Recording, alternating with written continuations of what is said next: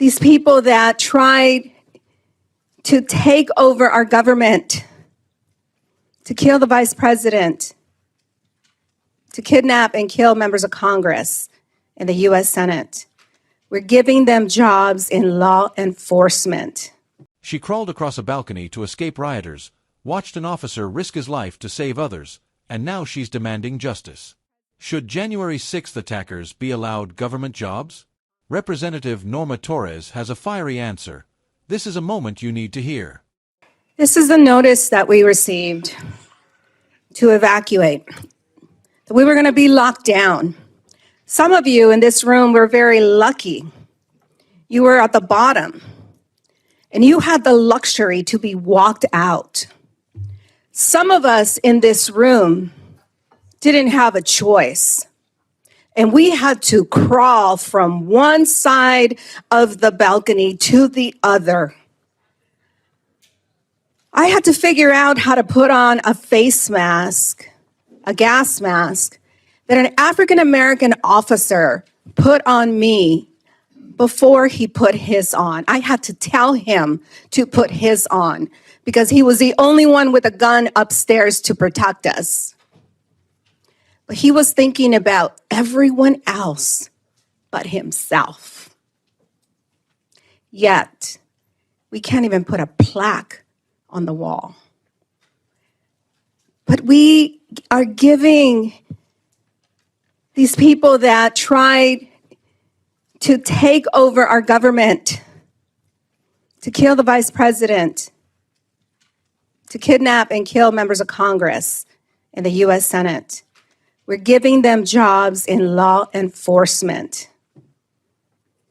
We know their background. We can't call ourselves above this trash that is being directed to direct and advise our Department of Justice. They do not belong in the FBI. They do not belong at DOJ. They do not belong at U.S. Marshals. They certainly do not belong working for ICE, and they do not belong receiving a taxpayer-funded paycheck. They belong in prison. Our officers deserve to be decorated for the work that they did, for their bravery. I urge you to think above what the White House says and think about the future of this country and what you want to leave behind for your children and grandchildren. I urge you to vote yes. At a House Appropriations Committee markup before the congressional recess, Representative Norma Torres, Democrat, California, delivered an emotional appeal in support of her proposal to block January 6th rioters from holding government jobs. She recounted the terrifying experience of being trapped during the attack, describing how some lawmakers were able to walk out while others, including herself, had to crawl across a balcony to safety. Torres recalled the moment an African-American officer handed her a gas mask before putting on his own. Despite being the only armed officer in the area, he prioritized protecting others over himself.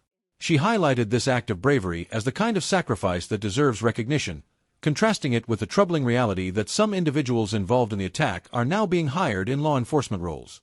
She condemned the idea of granting rioters positions in federal agencies such as the FBI, Department of Justice, U.S. Marshals, and ICE. According to Torres, people who attempted to overthrow the government, threaten the vice president, and target members of Congress should never receive taxpayer-funded paychecks. Instead, she said, they belong in prison.